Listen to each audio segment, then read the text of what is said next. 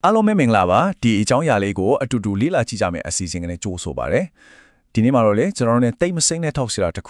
ုဟုတ်ပါတယ်ဘီယာအကြောင်းပြောကြမှာပါသူ့ရဲ့နေပေါင်းထောင်ချီရွှေလျားတဲ့ဇလန်းထဲကိုအတူတူခီးထွက်ကြည့်ကြရအောင်ဘီယာဆိုတာဘယ်လိုမျိုးမတော်တဆစစ်ဖီလာတယ်လဲဆိုတာကနေဒီနေ့ခေတ်မှာအရာတာမျိုးစုံနဲ့တွေ့နေရတဲ့ဘီယာတွေထိအကုန်လုံးကိုစိတ်ဝင်စားစရာကောင်းကောင်းတင်ဆက်ပေးသွားမှာပါဒီမေကွန်လေးကိုအရင်တွေးကြည့်ရအောင်ကဘာပေါ်မှာရေပြင်းလူကြိုက်အများဆုံးတောက်ဆရာတစ်ခုဖြစ်တဲ့ဘီယာဟာတကယ်တော့မတော်တဆမှုတစ်ခုကနေစတင်ခဲ့တာဆိုရင်အံ့ဩသွားမလားဟုတ်ပါတယ်အစီအစဉ်တကြတည်ထွင်ခဲ့တာမဟုတ်ပါဘူးကဲအဲ့ဒီမတော်တဆမှုဆိုတာဘလို့ဖြစ်ခဲ့လဲဆိုတာအခုပဲကြည့်လိုက်ကြတာပေါ့ဟုတ်ပါတယ်ဘီယာရဲ့မူလအစကိုကံကောင်းတဲ့မတော်တဆမှုလို့ပြောကြတယ်80နဲ့အလွန်ရှေးကြတဲ့အခက်ကပေါ့ရေစိမ်ထားတဲ့အကောင်နန်ဒီတွေကိုလေးထဲမှာလွှဲ့နေတဲ့တော်တဆဲ Y yeast လို့ခေါ်တဲ့အကောင်လေးတွေဝင်သွားပြီးတော့အချိန်ပေါက်တဲ့ဖြစ်စဉ်စတင်ခဲ့တာပါဒီယိုရှင်းတဲ့တွေ့ဆုံမှုလေးကနေပဲလူသမိုင်းတစ်လျှောက်မှာအရေးပါလာမဲ့တောက်ဆရာတကူမွေးဝါလာခဲ့တာပါပဲကဲဒါဆိုပထမဆုံးအပိုင်းကိုအရင်သွားကြည့်လိုက်ကြအောင်နော်ဒီအပိုင်းမှာတော့ဘီယာဆိုတာတောက်ဆရာတကူတတ်မဟုတ်ပ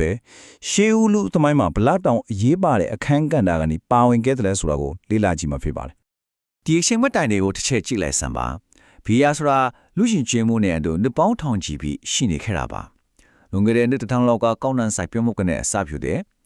BC လက်ထောင်လောက်မှာဆူမေရီယန်တွေကဘီယာချန်နီကိုမတန်းတင်ခဲ့ကြတယ်အီဂျစ်ခေတ်မှာဆိုပူတောင်အဲ့တော်ဖို့ကောင်းနေတယ်အဲ့ဒီပီရမစ်ကြီးလေးစောက်တဲ့အလုပ်သမားတွေကိုလာစာကုန်ခွေနဲ့မဟုတ်ပဲဘီယာနဲ့ပေးခဲ့တာဆိုပဲဆိုတော့ရှေးခေတ်လူတွေအတွက်ဘီယာဆိုတာတောက်ဆရာတစ်ခုထက်အများကြီးပိုခဲ့တယ်ဆိုတာရှင်းနေတာပဲအာဟာရပြည့်သွားလို့အရေးဖြော့ပေါင်မုတ်တစ်ခုလိုတောင်ဖြစ်ခဲ့တယ်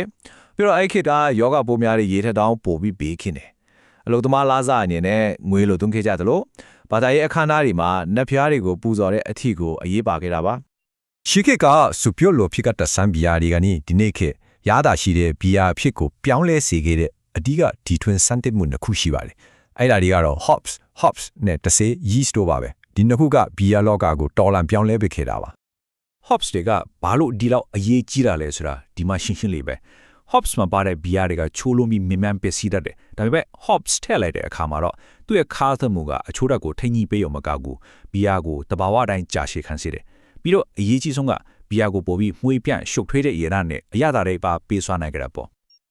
Hoprisby ရဲ့နောက်ထပ်ဇက်လိုက်ကြော်ကြီးကတော့ T-Sport သူတို့ဟာဘီယာရဲ့အထူးအင်ဂျင်တွေပဲမက်ဆီနဲ့မမြင်နိုင်တဲ့ဒီသက်ရှီလေးတွေကဘီယာတွေကတရားကိုစားသုံးပြီးတော့အယ်ကိုဟောဓာတ်နဲ့ကျွန်တော်တို့သိတဲ့အမြုပ်ထည့်စေတဲ့ကာဗွန်ဒိုင်အောက်ဆိုက်ကိုထုတ်လွှတ်ပေးတာပါသူတို့ကိုမမောနိုင်မပန်းနိုင်တဲ့ဘီယာချဲသမားလေးတွေလို့တောင်သင်စားလို့ရပါတယ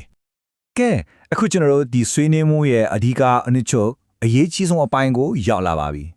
ဘီယာလောကကိုအဓိကအဖြစ်အောက်စုကြီးနှစ်ခုဘယ်လိုခွဲခြားထားသလဲဆိုတာကိုလေ့လာကြည့်ကြပါမယ်ချီဆေးရဲ့အလုံးလုံးပုံကိုသိပ္ပံနေကြနားလည်လာတဲ့အခါမှာတော့ဘီယာလောကဟာအကြီးကမျိုးရိုးစင်ဆက်တစ်ပင်ကြီးနှစ်ခုအဖြစ်ကွဲထွက်သွားခဲ့ပါတယ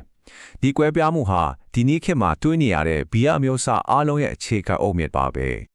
ဒီဇာကတော့အရေးကြီးဆုံးပါပဲမှတ်ထားတဲ့အချက်တွေပေါ့ ales နဲ့ lagers တို့ရဲ့အဓိကကွာခြားချက်တွေကိုဒီမှာရှင်းရှင်းလင်းလင်းတွေ့နိုင်ပါတယ်အဓိကအချက်ကတော့သုံးတဲ့တရေအမျိုးအစားနဲ့ချက်လောက်တဲ့အပူချိန်မတူညီတာပါပဲ ales ရဲ့အပူချိန်မိမိမှာအပေါ်မှာအချင်းဖောက်တဲ့တရေကိုသုံးပြီး lager တွေကတော့အပူချိန်နှိမ့်နေမှာအောက်ခြေမှာအချင်းဖောက်တဲ့တရေကိုအသုံးပြုပါတယ်နည်းနည်းလေးနိပညာပိုင်းဆန်ဆန်ပြောရမယ်ဆိုရင် ale နဲ့ lager ကိုဖြစ်စေတဲ့တဆေးမျိုးစားနှစ်ခုဟာလုံးဝမတူပါဘူး ale တဆေးကပူနွေးတဲ့ဥချိန်ကိုကြိုက်ပြီးအချင်းပေါက်တဲ့အခါအပေါ်ကိုတက်လာတယ်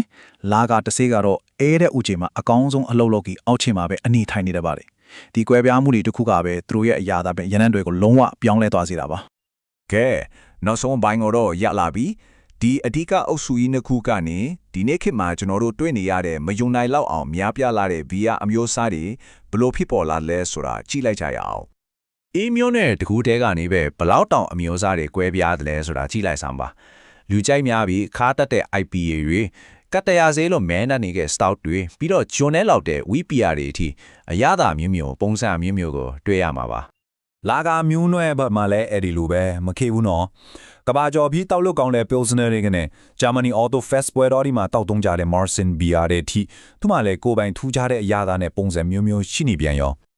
ဆိုတော့ချုပ်ပြောရရင်ဒီနေ့ကျွန်တော်တို့တောက်သုံးနေတဲ့ဘီယာတိုင်းဟာအယောင်ဖြော့ပျိုးစနက်တစ်ခွက်ကနေအနက်ရောင်ပြောင်းလဲနေတဲ့ stock တစ်ခွက်ကတိအားလုံးဟာလွန်ခဲ့တဲ့နှစ်ပေါင်းထောင်ကြီးကစတင်ခဲ့တဲ့ရှာပွေတွေ့ရှိမှုတွေစမ်းသစ်တီထွင်မှုတွေရဲ့အဆက်သောအမွေအနှစ်တွေပါပဲ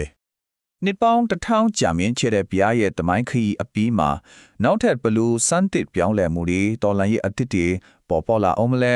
ဒါကတော့ကျွန်တော်တို့အားလုံးဆက်လက်စဉ်းစားစရာစောင့်ကြည့်စရာမိခွန်းတစ်ခုအဖြစ်နဲ့ပဲဒီတင်ဆက်မှုကိုအဆုံးသတ်လိုက်ခြင်းပါတယ်